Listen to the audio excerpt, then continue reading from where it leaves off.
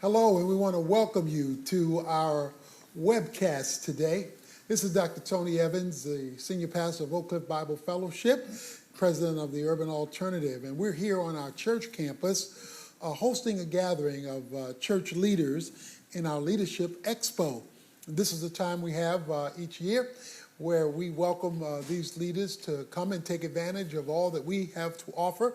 These are men and women who've been exposed to our ministry nationally through the Urban Alternative and want to partake of our desire to serve them in taking what God has given us here in Dallas and making it available to them for use in their own ministries through the various ministries of Oak Cliff Bible Fellowship and the Urban Alternative. But we're happy today to be welcoming also our guest on this webcast where we're going to talk about the benefits of church-school partnership. If you followed our ministry for any length of time, you know that that is a major thrust that we're pushing across the nation, and that is the adoption of schools in order to reach the young people who are at risk and their families through mentoring, tutoring, and family support services that those churches and ministries are able to provide. There are at least 3 churches at every public school in America. And so if you create a dating service between those ministries, the school, and their families, that's church, school, and family, that's the hub of any community. And so one of the best ways, in our view, to reach a community is through that kind of partnership. And you really don't have to create anything new. You just have to create a dating service. And you connect them for maximum impact. And given the breakdown of the family, the needs in our families, the amount of children who are growing up without a solid nuclear environment in which to grow, and the fact that now schools are inheriting not only the academic responsibility, but the social services because of the needs in so many of these homes. This is a way that God's people can become mothers to the motherless and fathers to the fatherless in a tangible, visible, verifiable, validatable way. So we want to welcome all of those who are following us on the internet, as well as those who are already gathered here for our Leadership Expo. And I'm going to turn it over to Charles Wolford. Charles Wolford is our pastor of outreach here at Oak Cliff Bible Fellowship. He oversees the social outreach ministry, which we call the Turnaround Agenda, that services the 50 schools that our church has adopted here in Dallas. And he's also one of our trainers nationally with the Urban Alternative when it comes to training other churches and ministries on the Church Adopted School Partnership. So, Charles, we're going to turn it over to you and welcome. Well, thank you, Dr. Evans. Welcome to this webcast. We're so excited that you have joined us and will be participating in this interesting conversation of the benefits of partnering with schools. As you are following us, we want to encourage you, if you're following us along the web, to follow us on Twitter at #ChurchSchoolPartnership. Again, that's #ChurchSchoolPartnership. So we'd encourage you to send questions and to follow us along and give us comments. The audience will be participating as well a little bit later with giving us questions that we will be able to respond to. But let me introduce our distinguished panel that will give us some opportunities just for discussion. To my right is Dr. Tony Evans, of course, the founder of Oak Cliff Bible Fellowship Church, the president and CEO of the Urban Alternative. We're so grateful for you being here today and can't wait to pick your brains and get some nuggets about why this ministry started. We also have Suzanne Trahan, who's a friend of the ministry and is doing just some outstanding work with Reach for Hope. And so we're excited about you being here. We know that her heart burns for this ministry. She and her husband are co-founders of Reach for Hope, and we're just excited about their participation being with us today. So welcome, Susan. We're excited that you are here. And then, of course, Bob Brunick, who is here with us. We're excited that you're here, Bob, as well. Bob, former NFL Dallas Cowboys great. We're excited that you're here to participate with us. Bob Brunick is also the chairman of his elders board at his church, and we are just elated that you have joined us. And let me start with you, Dr. Tony Evans, as far as an introductory comment. Tell us why you believe there are benefits of churches partnering with schools. Well, first and foremost is we have seen it in our own environment. This started, 28 years ago or so when we adopted our first public school located about a mile from our church because they were having truancy problems and academic concerns and family breakdowns and some gang activity. So we just sent some men over there to walk the halls, to interface with the students, to be there at lunchtime. And the principal told me there was a major shift in the atmosphere of that school by the church's mere presence. And when we began to see that, and when we began to look at some of the services that the church could offer these young people and their families, and began to invest in that school, we began to see the whole atmosphere of the campus change, and it created an outreach opportunity to the families who are also part of the community. So that principal got promoted to be head of the district. The district was 18 schools. He called me up and asked would we adopt the whole district. Wow. So one school became 18 schools. Long story short, that became over 50 schools where we have some presence with mentoring, tutoring, family support services. And as our church grew, and as the services of our church grew, then the school became a natural conduit to focus a lot of that attention, because it's a built-in constituency that also opens up the opportunity for the gospel. And so we've learned through trial and error how to codify it, how to use it as a mechanism, and now we're seeing churches around the country take this initiative. In fact, we have some towns where all the schools have been adopted by the churches. Wow. And so I'm seeing this as a major, it's really good works, opening up an opportunity for the good word, the gospel, and when the two are blended together, it gives the church a social outreach, a spiritual outreach, and a community impact. That's awesome. So then the local church being the context for really understanding the principles of churches benefit schools. So there's many people who've come and been trained in this concept as well. And so of those, both Bob and Suzanne have been a part of that. Suzanne, share with us your work with regards to adopting schools. Well, 5 years ago, my husband and I just sold our business, and we were serving the homeless. And we were looking around for children in this area of South Dallas, pretty impoverished area, and said, where are the children? Where are the children? No children. So we started asking people, where are they? Well, it wasn't safe enough for them to come out. So we, on Saturday, started going down and popped up a tailgate tent, and just with some friends of ours from church, said, let's go out, let's just go. So we played praise and worship music. We had a Bible study and a craft for the kids that day for whoever showed up. First day, nobody showed up. Next Saturday, 4 children showed up. Weekend after weekend, it just grew to not only children, but to moms and grandmothers and so forth. And so that has transitioned from us just going to a lot, literally to be there and love on children and meet basic needs that they had, to an after-school program where we have adopted 2 schools. And so I guess maybe in the not traditional model of actually having a physical church in the neighborhood, we have brought people to be the church in this neighborhood. And as we've adopted 2 schools, we've just seen teachers be so burdened by the atmosphere and the culture in which they are just challenged by too great, really, of a responsibility to teach children and meet so many needs that the smallest amount that we can provide and help, even if it's encouragement and support, are just showing up. One-on-one tutoring, we've seen the benefits. We've received the benefits, and we've seen them receive the benefits. Wow, that's awesome. Bob, as the chairman of your elders board, you all attended training, and you have taken this ministry and done some implementation of that. Talk with us about how you and your church made that decision to start adopting schools, and what are the benefits that you've seen from that, Bob? Yeah, and I might add, too, that my orientation is I've been a member of Tony Evans Ministries, Urban Alternative, for over 30 years now, and I've watched this evolve in theory around the country, but had not participated in directly. But it turns out that my church that I attend, Fellowship Bible Church Dallas, is right in Midtown Dallas, and it sits right on Central Expressway. And on the west side of Central Expressway are many millionaires. It's one of the wealthiest zip codes in America. But on the east side of Central Expressway are 10,000 refugees and 50 languages spoken, and people coming and going from many, many countries, and a lot of poverty and a lot of social stress and a lot of economic stress. So we didn't have to travel far to find it. And there's a high school centered right in the middle of that neighborhood that I'm describing.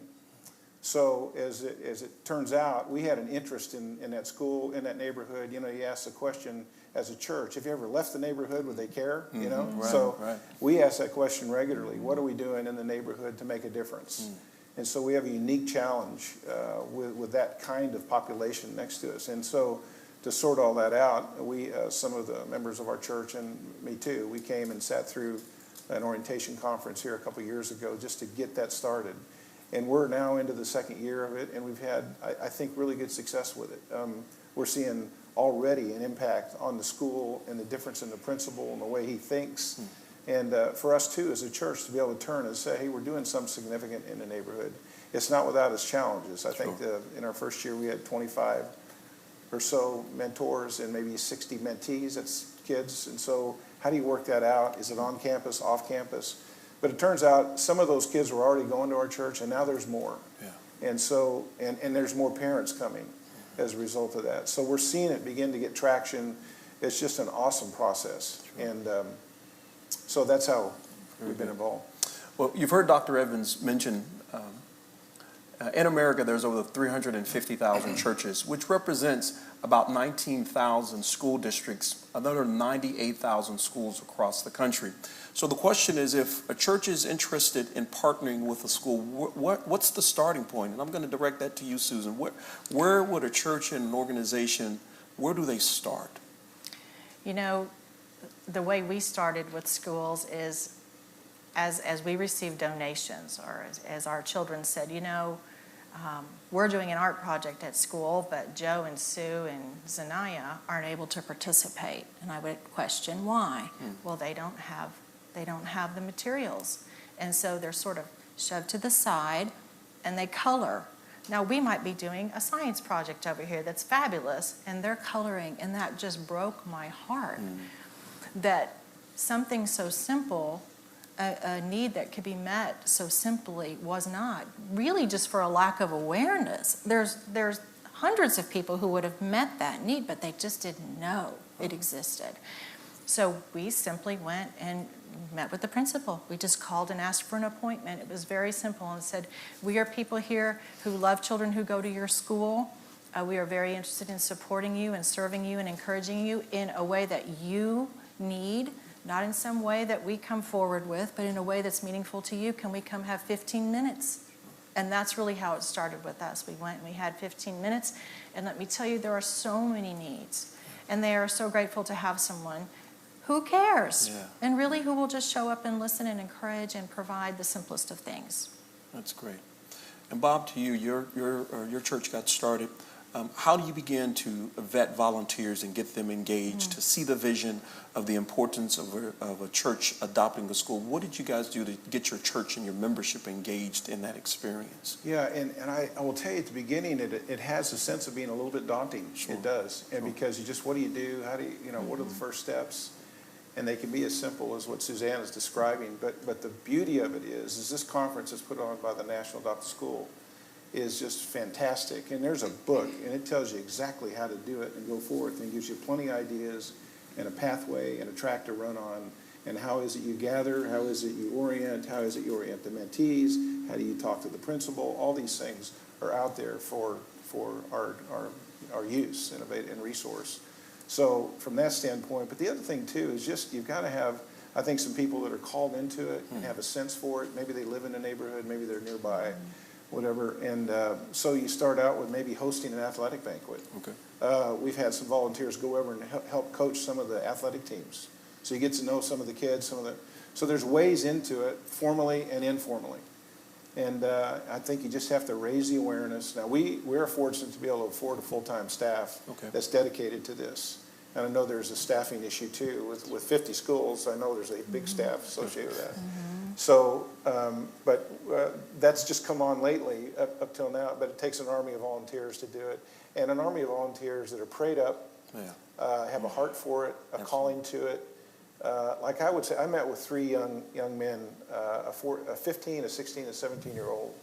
One was Liberian and two were African American. And I'm a 61-year-old white guy sitting at a table in the cafeteria. And I wondered if I was making connection or not. Now, they seemed to like it because they heard I was a cowboy. But after a while, I just turned out to be his old dad. You know? But like Jonathan was just saying earlier, you'll never know what was left, what deposits were left through the experience. Absolutely. Because we talked about a lot of things. And a lot of things come up in sports, and a lot of things come up in life. And as you get more and more comfortable, you become friends. You fall in love with these kids. Absolutely. I don't know if they fell in love with me, but I fell in love with them. And it's just a great process. But out of that comes much, and a lot of questions and a lot more to do other than just mentoring on campus. So there's a whole on-campus strategy and there's a whole off-campus strategy to be talked about. Oh, very good. Yeah. Well, if you're just joining us, we want to welcome you to this webcast. And again, if you want to follow us on Twitter, we ask you to go to hashtag Church School Partnership. And on the side of your screen, you will see where you can follow and also send us questions. So welcome. We're so glad to hear you. Dr. Evans, how is this? You guys have adopted over 50 schools here at Oak Cliff Bible Fellowship. And we've heard Bob and Suzanne talk about some of the infancy stages of what it's taken for them to get there. What would you, when you're talking to a church, a congregation of 25 members, we know that you started off with 10 in your home. How do you begin to cast vision if you're a small church? And then how scalable is this if you have a church of 25 or a church of maybe 10,000? Talk to us about that. Well, one of the wonderful, exciting things I like about this initiative is its scalability. If you have a tiny church, then what you do is there's an elementary school near you. Okay? An elementary school is probably the easiest first place to start because you have greater parental involvement the younger the children are, because the more dependent they are. Once you develop a connection with the principal of that school, how can we, few as we are, serve your school? Is it just reading to the kids? Is it just having somebody to hug them, show up at lunch? So whatever little you can do based on what the principal needs and based on what the situation calls for in the community of that school, that's a place to start. When we started, we had, I think it was like 13 men go to the school. They were volunteers. 13 men went to the school, and it was just our presence that made the difference. Well, now, as the church has grown, that's become a $1.5 million initiative. Okay, so you start where you are. The Bible says, despise not the day of small things. So don't get worried that we're small, because most schools now need all the help they can get. And because so many of these kids are coming from dysfunctional homes, single-parent homes, they just need the image of something different. A big biblical word here is the word hope. Hope is joyful expectation about the future. Hope means where I'm going is better than where I've come from and where I am, that my tomorrow is going to be better than my yesterday. If you just have somebody who can give a kid hope in spite of the circumstances they can't change, so that they see the potential of a greater future, then you've given them something that money can't buy. And that as more people get involved, as the church grows, you built a relationship with the school, they know you, you know them, and so that whole ministry can grow simultaneously. That's great. So then let's talk a little bit about volunteer and staff participation, of what that really looks like. And Susan, one of the experiences, even coming to your ministry and seeing the boots on the ground, the volunteer and the staff, they get attached to the students that they work with. Talk to us about that. What does that really look like, and how do you express that in ministry and serving when your heart starts getting tugged with this kid who won't let your leg go? They don't want to go home. Tell us about that experience. Right.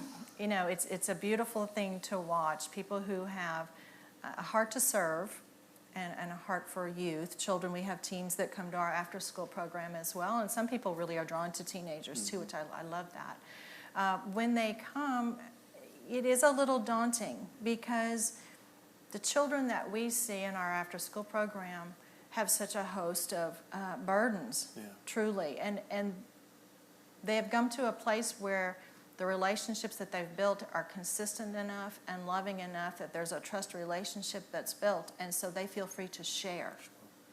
And so one of the challenges, I guess, with our volunteers is that they needed to know how to respond to that. And Dr. Evans, we came to the training. It has been so valuable to have our leadership team come early in our cycle of our season of doing this, to really get some understanding of how to approach that, and and how to orient volunteers at the beginning so that they kind of know what to expect. Because truthfully, there is some anxiety. If I have been a person, like I'm a business person, and I just feel a heart to go serve, but I've never really done that before, and I've really never done it with a child in an at-risk situation, it's comforting to sort of be, have some armor, and to know I need to be prayed up, and to know what to expect. And so those are things that we've learned from you. We appreciate so much that you have gone ahead and cut this path so that organizations like ours, who just has a heart, to share and to serve and share Jesus really with children who are least and lost, we have the structure. Yeah, okay. We have some bones to it, you know what I'm saying? And so that, in our volunteer staff, that has really been helpful for us. Yeah. Because they come from all walks of life. I mean, we have retired folks, we have students from Dallas Baptist University who need service hours. We had an intern from Dallas Theological.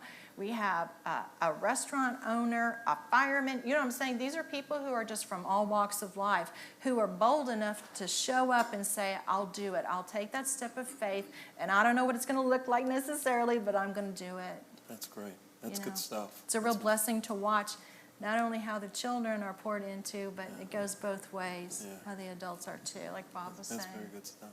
And Bob even mentioned you were talking about mentoring. So that's, that can be somewhat of a daunting task. You're before a teenager, and, those of us a little older, we may not feel as if we can really relate.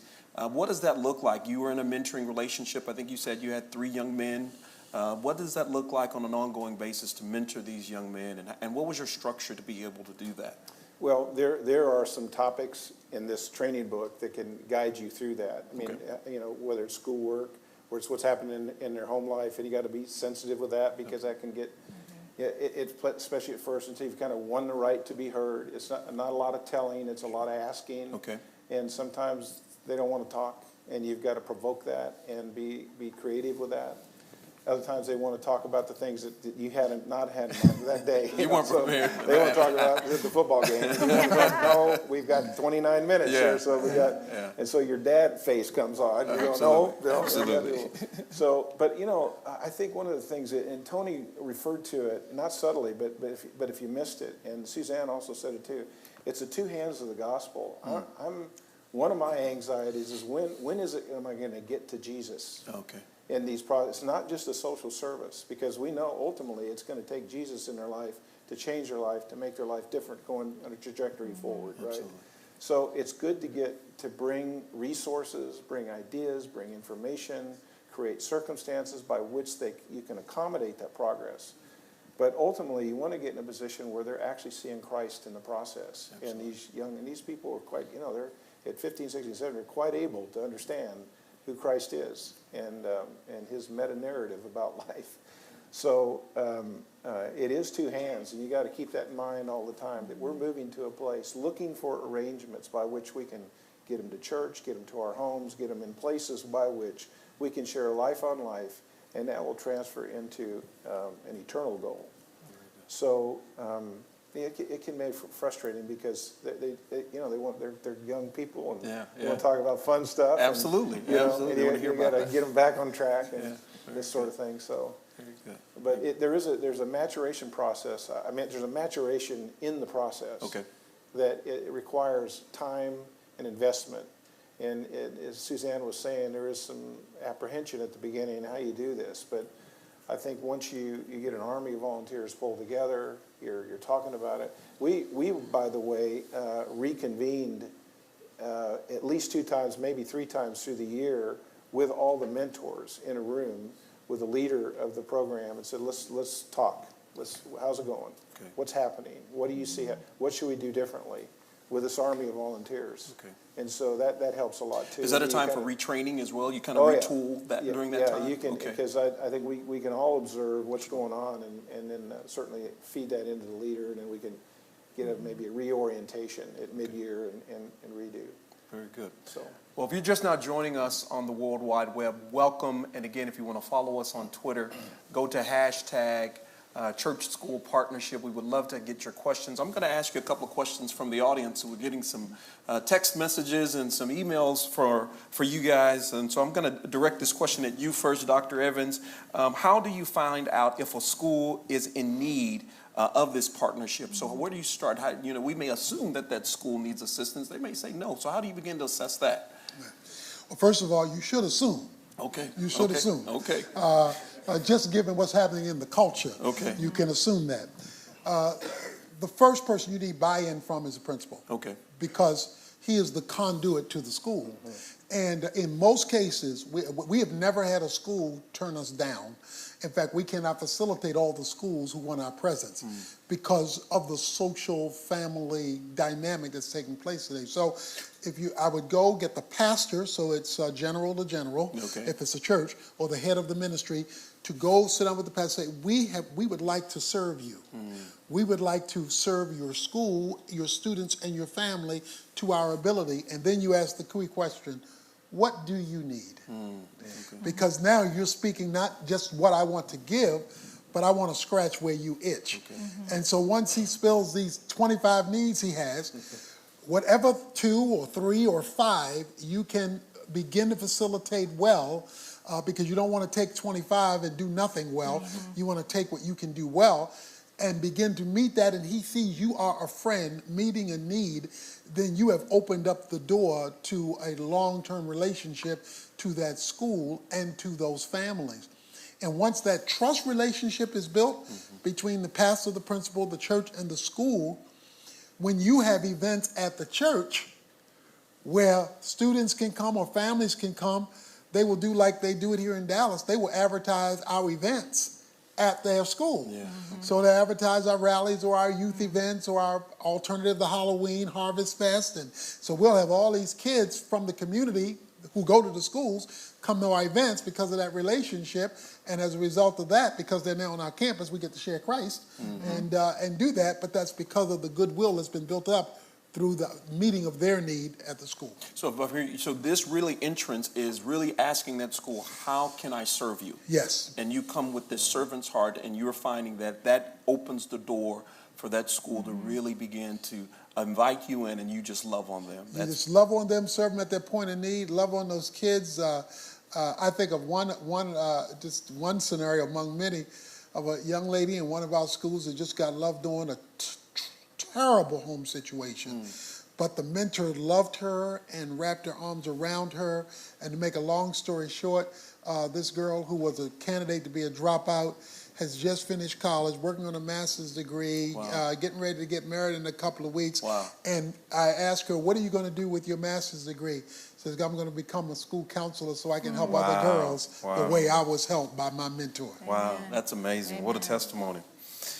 Let's talk a little bit about training. One of the questions just came in, Susan, and both Bob and Suzanne, you can answer this question. So what type of training is needed, particularly as it relates for preparing for the young people that have all these issues? So do you have to be a social worker? Do you have to be a counselor or a therapist?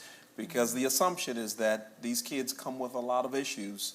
So what type of training do you really need to start this? Well, you start with being able to decide to love that kid. Okay. I mean, I'm a father of 4 grown children, so I've actually been a father. I'm qualified. Okay. I guess. Those are your credentials. Maybe if they're watching, stick with me, guys. But so in most cases we're qualified, and even if we're not parents, you're still qualified to be able to bring some resource into that relationship. And so, and it's not a matter of having these technical qualifications that you just listed. Okay. It's really just loving on the child and spending time with them. The great theologian Woody Allen said 90% of life is just showing up. And in fact, he said something truthful. Yeah. It is showing up and being present. Okay. And I don't want to minimize all the other things that are necessary, because tutoring is an important thing. Sure. Watching how these kids, by the way, there have been schools, and I know this documentation's available, where they've taken the baseline of the students that were being mentored, of their grade point and their presence in school, you know, the absenteeism and this sort of thing, and measured that being mentored and then post mentoring, and it's improved dramatically. The statistics are just amazing. So that's all available, Okay. and the principals are glad to help share that and work with you. And I will add too with what Tony's, the principals just love to see it, because they're, especially at these highly stressed schools where the population is stressed. And there's, by the way, when we say single parent, it's usually there's no dads. Yeah. It's a lot of moms trying to help the kids get through. And in our case, there's a lot of different ethnicities. So language is an issue, language barriers, cultural barriers, all kinds of things take place here. But still, a 61-year-old white guy can walk in there and still be able to have some impact and influence and encouragement on 3 young men. That's great. 15, it's just, it can happen. But showing up is about 90% of it. Very good. Susan, you wanted to chime in on that? I would agree with everything Bob said. Compassionate listening. Okay. I mean, you know, love to a child is being there, being in their life, right? So we encourage just compassionate listening. We don't have to fix all their problems. Frankly, we can't fix their problems. And there's brokenness that only the Lord can heal. Okay. And so, you know, clearly if there's abuse that they're sharing with us, then there's actually a process for reporting that, you know, to Child Protective Services. And sadly, that is a reality sometimes that we have to do that. And our staff and volunteers know that process. But truly, you know, the mentoring that we've experienced, that we see, it's just compassionate listening. Here's an example. So many I could share, but a first grader comes to the program, and you can tell he's out of sorts. And why are you, what's going on? And, you know, just the fact that someone is asking him why and seeing his demeanor and that he's out of character. Well, there was a fight at home, and so mom took the children, and they slept in the car in the parking lot of 7-Eleven all night. And then she got them to school, and so they've been to school, and now we get them. Yeah.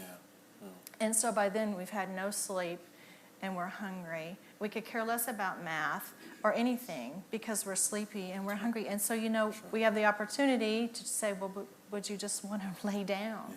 And they do, and we cover them with a blanket, and they sit right there, and they take a little nap. But, you know, it's not as big and complex, really, as one might think. Okay. Okay. One of the questions gives a specific example of a school district and a city where it's difficult for entrance into a school district or a school without some level of certification. One, they vet your credentials, or they want to know your level of education to be able to come into the school. What qualifies Oak Cliff Bible Fellowship or Reach for Hope or Dallas Fellowship? What qualifies you all to come into a school and do the work that you're doing? So I'll let anybody jump in. What are the qualifications and credentials? And then if that is the case, what would you recommend for this particular school district? Well, first of all, what qualifies us spiritually, which is where we want to start, is that we're under commandment to do good works. Okay. And good works in the Bible are beneficial things that help to improve the lives of others, for which God gets the glory. Okay? In fact, that's a unique Christian word, good works, because it's differentiated from good things. And the difference between a good work and a good thing is that a good thing is positive and helpful, but a good work God is engaged with. And so we're commanded to do good works. But what we do is we're bringing something to the table also that the schools, the kids and their families want and need. Okay. There's expertise in some of the personnel or volunteers that come. There is a heart that cares. There is a presence in the community, because that's why we encourage you to adopt or be engaged in something that's part of the community, so that you are now, like any business may adopt a school that because they want to do something positive in the community. Well, we want to do something positive where we live, work, and play, or at least where we worship. So what qualifies us is our mutual care for the well-being of this community. there's care for the family. Everybody's concerned about family at some level. Because we're caring for the family, that opens the door to say, how can we improve the family life of this child and or their relatives? And so as the church is able, it can offer family services, which improves stability for families, which allows education to be more successful in the life of the kid. So all of those things makes you a qualified good works giver to this scenario. Very good. Very. You guys want to chime in on that? It's hard to prove on that one. Yeah, I know. I will said say, it all. go ahead, Suzanne. I was going to say, I think Dr. Evans said it all. Really, it's, I think we underestimate what we can bring to children sometimes too. I mean, just showing up in a classroom and having a spirit of excellence upon how we're going to do this math problem. Well, we're not going to quit, and yeah, it's hard, and we're going to keep going. One person can just speak that into a child in that one situation or that one circumstance, and it does have an impact. Sure. I think we tend to minimize things like that, or being organized, or being prepared. And it doesn't necessarily, we don't have to be, rocket scientists to go and to share something meaningful and valuable with these children. And just, that I'm going to, when I talk to you, I'm going to speak to you with respect, and I'm going to look in your face, and I'm going to have eye contact. All these things seem so small, but socially, we need these things to be successful and have positive relationships with others. And so I think we just need to take that step out and do it. Be encouraged just to go share. What you have is enough. Absolutely. What you have to share through Christ is enough for that child. And let me add one other thing. Sure. As I look at my two friends here, something is jumping out at me, and that is love trumps race. Amen. Both of you are working with minority kids. You're loving those kids, and the racial component has become subservient to being loved. That's right. And that's why we promote even non-African American churches who are burdened for what's happening in their community across the railroad track, so to speak, to engage with another church, to partner and to be engaged, because these kids need love. And if they can't get it there where they are in their homes, if they can get it from somebody else who will authentically give it, that will be the greatest reconciler and unifier we can give to a community. That is so true. And a great model too, Tony, because I think you go colorblind in your love. You do. You just fall in love with these kids. I've had some other experiences similar, and it surprises you that you just, man, all of a sudden, man, these kids are just really great. I just can't wait to get back and see them. What's next in the deal? So. I know that I'm the first white person that a lot of our children have ever known personally or felt comfortable to touch. And they ask the most beautiful questions that they know they can ask. Like they'll say, I don't know anyone with blue eyes. Something as simple as that. And I say, that's amazing, let's talk about that. But just that they have this comfortable, the barriers go away. And in mentoring, our experience has been just that children want to be attached to something good. Sure. And positive. They want to be a part of something. I mean, why is gang violence? Why are gangs so, on the rise? Well, it's because they want to be attached to something and belong to something. And because our culture is growing such that the family is continuing to break down and our fathers are absent, they don't feel plugged in, they don't feel connected, they're going to connect somewhere. Absolutely. And so if they can connect to a mentor or an organization where it's healthy and it's loving, they're all in. I've never heard a child say, I don't want a mentor. Yeah, ever. They want to. They love it so much, give me another one. Amen. So let me just real quick, again, if you're just joining us on the web, welcome. We're so excited that you're a part of this webcast. Again, we have our great friends, Dr. Tony Evans, Senior Pastor of Oak Cliff Bible Fellowship Church, Suzanne Trahan, who is with Reach for Hope Ministry in South Dallas, and then we also have Bob Brunick, who is with Fellowship Dallas Bible Church, and we're just excited to have you all as friends and partners and as agents in this work. This is a great work. If you're following us on Twitter, we would encourage you to go to #ChurchSchoolPartnerships and send us questions. We're receiving additional questions from our audience, and we just want to respond to a few more of those. But let me resource you as well. If you need additional information, we would encourage you to go to tonyevans.org. You can find multiple resources there. In addition to that, nationalchurchadopterschool.org, you can find additional resources. Several books have been referenced or resources that you can go to. Those resources are found on tonyevans.org, as well as National Church Adopter School There's a mentor starter kit. So if you're interested in a mentoring program, there's a mentor starter kit that you can purchase there, as well as a book that we produced that will help you if you're looking at outreach. It's the Kingdom Approach Towards Social Outreach. Both of these resources are fantastic that you can begin to use and start your partnerships with the schools that God may be sending you to. And so let's then just talk about maybe the resources that you all have used. So there's this mentoring opportunity, there's the adoption of school, and as I just talked about the resources that are available on the web, there's many trainings that have come out. So how have you used these resources to really have the success that you're having in your schools, both Susan and Bob? How have you used these resources? Well, I mean, in a practical sense, I mean, the literal pathway that we'd use, I mentioned earlier, say it's through a semester. Okay. If I'm going to be meeting with these kids every Tuesday at 12:45 or whatever, it's nice to have a pathway with a block of questions about you might ask questions like, what do you consider a successful life? Okay. Tell me about that. What are you thinking about in college? What would happen next after high school? What's happening next week? So there's a whole series of questions that you can ask, and of course those were out of order, but those resources are there, so you don't have to go in empty-handed or have to get particularly creative, although that can come with it too. So the resources are there, and this orientation, all that we've talked about, is in the book, so to speak.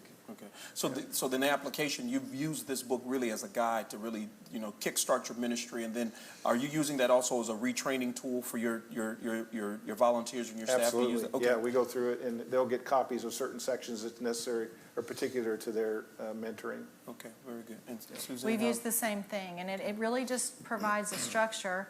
For as you're starting this, you're going to have questions. You're just going to, well, how often? And, the importance of open-ended questions, for example. I mean, these are things that, when we started, it was 3 adults and 4 children. We weren't this big, well-staffed, financed, church. It was a few of us, okay. And who was going to be looking up, and it was going to be me. Yeah. So this is a go-to place for you to answer most of these questions that people are going to have who are interested in an initiative and an outreach like this. It's going to save you time. It's going to save you time. It's going to help train people up so that you can really focus on the heart of what your mission is. The heart of my mission is not to go research things and write a book. The heart of my mission is to be in front of a child who is struggling, right? And so you've done all the work. Your organization has done that, and I just encourage you to take advantage of it and to share this with others, because I'm telling you, we can get to be about it a lot quicker, and within a structure that has the spirit of excellence on it, that's proven, that's tried and true, without figuring it out on our own. I'd like to add something that I'm particularly excited about. A lot of folks know about the Kingdom series that we've done, Kingdom Man, Kingdom Woman, and we just came out with Raising Kingdom Kids. But what I'm really excited about is at the first of the year, we will have mentoring manuals.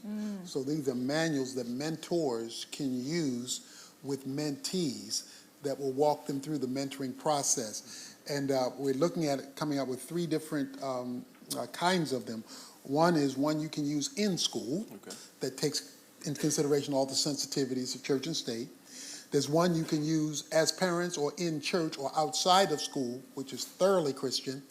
And then along with my son, Jonathan, who's working with us in his chaplain for the Cowboys, we will have an athletic one, because one of the greatest mentoring contexts is sports. So you can have coaches mentoring kids, not only in the, how to play your positions or play the game, but how to build character. And these will be manuals that folks can use. And we plan to have an elementary one, a middle school one, and a high school one. Outstanding. And we're trying to get the NFL teams to become mentors to high school players using these manuals. So we're looking at those be out the first quarter of next year. Fantastic. So we're excited about those as well. All right, you heard it first here, first quarter of the year, so those should be coming to you. Now, in the event, again, you're following us on the web, go to #ChurchSchoolPartnership. But in the event you're not local and you can't participate in some of the trainings, we have 3 trainings that are coming up before the year end. And let me mention those to you while we're here.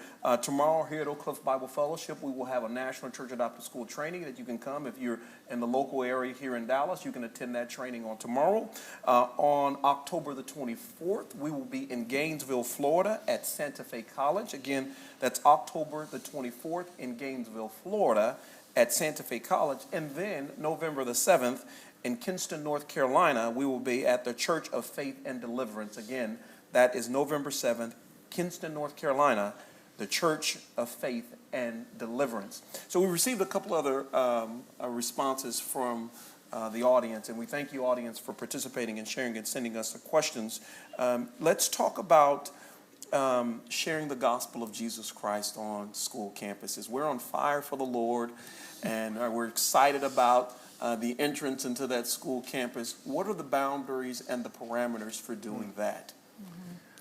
I've got a thought on that because I've worked with a group called Liberty Institute. I'm actually on their board also, and it's Kelly Shackelford's initiative, and they have spent a lot of time researching all the way to the Supreme Court. They've had several cases make it to the Supreme Court on this very equal access issue, and I think that's where you're heading. Absolutely. And I think that we have a lot more access to schools than we realize. I think there's been an unfounded fear that's sort of been elevated in our culture that says, well, schools, you can't touch it with anything religious, and that's not true. That's right. In a way, I understand the rules, and I'm not an expert at it, but after school, you can say the word Jesus on campus. Right. You can. That's right.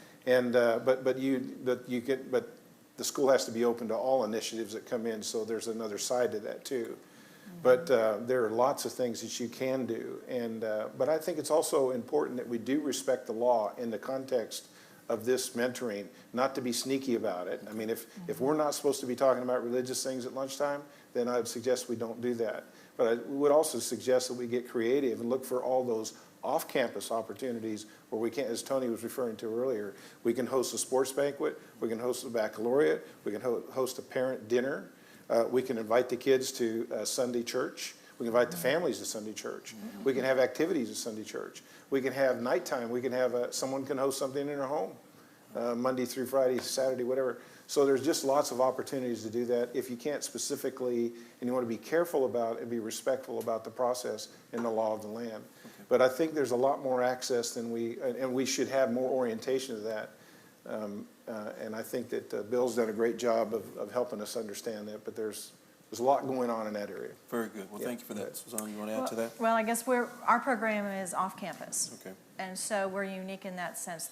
After we left the lot, we outgrew the lot. We went to a church that was not being used, and there's so many churches. There's hundreds and hundreds of churches during the day not being used during that 3 to 6 time slot. So I'd encourage you to utilize these buildings for the glory of God. Dedicate that time, children's time, to God. It's a vulnerable time of day. So we were in a church, so we, of course, could preach the gospel. And then we outgrew that, and we were praying for a larger spot. And what God provided was a recreation center and a gym, a public building. So what we did is exactly what Bob said. We were full disclosure and said, here's who we are. Here's what we do. We help children academically. We teach the gospel. We are Christian. We teach values and a hot dinner. Everything was included, and we thought if they say no, then this isn't our place. This isn't what God has for us, but if it is. And I'm telling you, the need, there seems to be this apprehension of, is there a need, for us to be involved? The need is so great. They welcome you. One of our elementary schools that Reach for Hope has adopted has 700 children. Can you imagine? Our middle school has 700 children. The parent conference last night at the middle school, where there's 700 students, had 25 parents show up. Wow. So don't you think they're happy to see you and I show up? Absolutely. It's just a responsible, caring, loving person who's saying, I don't know what you need, but I know your need is great and I'm here. Wow. Very good. So we always preach the gospel. Yeah, very good. Well, thank you for sharing that. It's one thing with regards to the benefits and partnering with the schools. We're hearing a lot about the work with the youth. What can we do, and what can a church and or a program do with the educators? What are opportunities there? Because it would appear that they need some love, they need some attention, they need some support as well. So let me start with you, Dr. Evans. What are ways that a ministry and a program, maybe their affinity would be to, in partnering with a school, maybe the benefits would be to some of the educators? Could you talk to us about that? Yeah, we've been very excited to be able to host events on our campus for principals, superintendents, counselors. We make a breakfast for them key times throughout the year. we come and we let them know the services that we can provide to them. We let them know, is there anything we can pray for you for, because they have needs too in their own lives and their own families. Absolutely. We feed them breakfast, and then I present a devotional for them. And we've had many say, well, no, I don't know about the kids, but I need this. So we actually offer services to them. We go to the school and we meet with the superintendents or meet with the principals to find out, is there anything we can pray with you about? Because many of them are church people and are open to that on a personal level. So I think offering ministry and service to the educators, who are many times overwhelmed with what they have to deal with, is again an outreach, and we have not had one who have resisted that and rejected that. They have welcomed it. They have insisted that the people come to it. We have some school districts who send their teachers over for training in our technology center. So we have this relationship, and so I think offering that on whatever level you can would be a welcomed offer by most. Wow, that's great. Bob, if she's on anything. I would just say some simple ways that our ministry has supported schools and specific educators and counselors. Counselors are a good contact for us once we're in the school, because, here's my example. One of our school's counselors asked if we could provide hygiene items, because there's a large homeless population within this school district. And as you know, if you stink, somebody's going to say something about you, and there's going to be a lot of teasing about it. And she deals with that a lot. And so the school runs out of money, and teachers run out of money. They use their personal money to provide these things, to go out and buy soap and deodorant. I mean, it sounds so basic. It is basic. But, instead of having the teacher spend the money or the counselor just saying to a child, I just don't have any, we've been able to provide that. The second thing is just a teacher appreciation bag, and it can be the simplest thing, a little brown lunch sack that you're like a small group could make, or your women's ministry or children's ministry can do. A few goodies, candy, thank you, we appreciate you, the work you're doing is important. That's it. And we send it, and they love it. It's just, it's encouragement, right? Great. That's great. That's good stuff. Same. Yeah, same. We've had, even the principal has started attending our men's group on Wednesday morning. We had the head basketball coach as a result of 8 or 10 men going to the basketball games and getting to know him. And he started attending the men's group, and we find out all these at-risk kids on the team, and pretty soon you got guys lining up with them, and it just snowballs from there. So there's just all these kinds of opportunities to, and now in another group, taking donuts over the teacher's lounge, on Friday mornings. And there's another way to say, hey, we love it, we appreciate you, and keep going. And out of that comes relationships. And there's a lot of ways in. And I know the teachers really at least appear, and certainly counselors. And the principal is like, thank you. I mean, we just are so glad you're doing this. So. We're going to have a few closing comments. Again, we thank you for joining us. We're going to ask Dr. Evans and Suzanne and Bob to give us some closing comments. And I want to give you the context for this closing comment. The holidays are coming upon us, and we oftentimes would see great needs, particularly as it relates to Thanksgiving and Christmas holidays. So there's an audience here who's present in the room, as well as audience listening to us and watching us on the web. Give them some nuggets of maybe some things that they can do between now and the end of the year, if it can be a starter for them to start this ministry and this partnership. And after you guys give your comments, I'll give a few closing statements and pray with us as we close. We'll start with you, Dr. Evans. Well, we have coming up in a few weeks what we call Christ-giving. Christ-giving is our bridge between Thanksgiving and Christmas, so we kind of bonded them together. So we've asked counselors from our schools to give us X number of families from each school who we will surround with food, toys for the kids, and we'll do it on our campus. We'll share the gospel with them as part of that, and it's our way of saying to the counselor, you tell us who the most needy families are, because you deal with them every day, and we will serve them in a way that says, we don't want you to miss Thanksgiving, we don't want you to miss Christmas, we don't want your kids to miss it either, and so that's what our church will do during this season. Very good. Great. Thanksgiving, a few years ago, we had a couple children say that they wanted to have a family Thanksgiving where you pass the plates. And that was meaningful to us, and that just showed us what a connection they have to a family. So it was this. So we said, okay, we're going to do it. And of course, it was 3 days before our last day before break, but we did it. And we had we made tables as long as we could make them, and we were all there, and we did pass the plates. And that was the first year. That was 4 years ago, I guess. And so now it's grown to this beautiful opportunity where various churches gather up donations, like each family gets a bag of groceries, and each child gets a new blanket, and each child gets a new pair of pajama pants. We have one elementary school in the suburbs who, through the fall, collects gently used shoes, and we bring all those. And we have these stations, and Chick-fil-A has been an amazing partner with ours, with us. They come weekly and feed our children, just as a sidebar. And when we have events like this, they manage the banquet. Wow. So it looks beautiful, and it's gracious, and the children respond to that. But it's a way for us to bless the children, reinforce that we are family, and then bless their families too. Because it's painful to not have food at Thanksgiving. It's just one of the core things we celebrate at that holiday. It's been beautiful. Thanks for sharing. That's a good story. Wow. We'll do all of those similar things. We'll have an initiative for Thanksgiving. We actually have a team of people that take food to specific families. In fact, it's not just at Thanksgiving, but it's an ongoing, but that'll be elevated over the holidays in terms of how those families are resourced. We'll have an athletic banquet at the end of the football season, and so the parents will come on campus. It'll have a Christmas orientation to it, so that'll all be happening, at the end of the fall. Yeah. Well, God bless you all. Thank you for the work that you all have been doing. What an exciting opportunity to serve the body of Christ.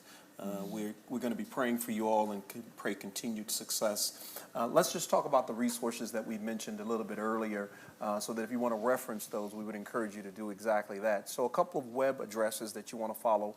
Let's go to www.tonyevans.org. You will find multiple resources there, as well as the National Church Adopted School website. We can be resourced there to see some of the things that you can reference. A couple of trainings that may be coming up in your neighborhood, the first of which will be tomorrow here in Dallas, Texas, at Oak Cliff Bible Fellowship Church, where Dr. Tony Evans is the senior pastor. Then on October the 24th, we will be in Gainesville, Florida at Santa Fe College. We would encourage you, if you're in that area, drive up to see us. We would love to see you in Gainesville, Florida. And then November the 7th in Kinston, North Carolina, we will be at the Church of Faith and Deliverance. We would love to see you there. We've referenced a couple of books and resources. We have those on the table here. Suzanne, if you would pass those to me, I want to lift those up for the viewing audience so that you can see those, as well as for the community that's here. We've mentioned the starting a school-based mentoring program. That's this here, and if you're interested in this, will be on the web and a resource for you that you can go and grab. This is 12 CDs. If you're interested in starting a mentoring program, this would be a great resource for you to be able to do that. In this resource are documents, process manuals, logic models, and work plans. It's really cut and paste for the most part. You can take this and resource your ministry to be able to start. Life Under God, another devotional book from Dr. Tony Evans. We would encourage you to look at this, as well as on his website. You can do that. And then I've mentioned the Kingdom Agenda approach towards social outreach. This manual as well. In the back, there is a DVD that you can use, and logic models, work plans, process manuals. We would encourage you to purchase this and use this as a starting and a launching pad for foundational work for you. God bless you real good. We thank you for being a part. We're going to ask Dr. Tony Evans to close us out in a word of prayer and blessings to each and every one of you. Let's pray. Dear Father, thank you for the opportunity to serve you by serving your people and having your people serve others. Thank you for using the things that, God, you have allowed us to develop to make it available to others for their own use in their own communities, for their own impact. Lord, it is our desire that God be glorified and that Jesus Christ be exalted, that the gospel be proclaimed, and that souls be saved. And so as we seek to do that together, would you bless every ministry that is here live or that is on the internet participating with this special event, and allow them to make a difference for your kingdom and for your glory. In Jesus' name, amen. Amen. God bless you.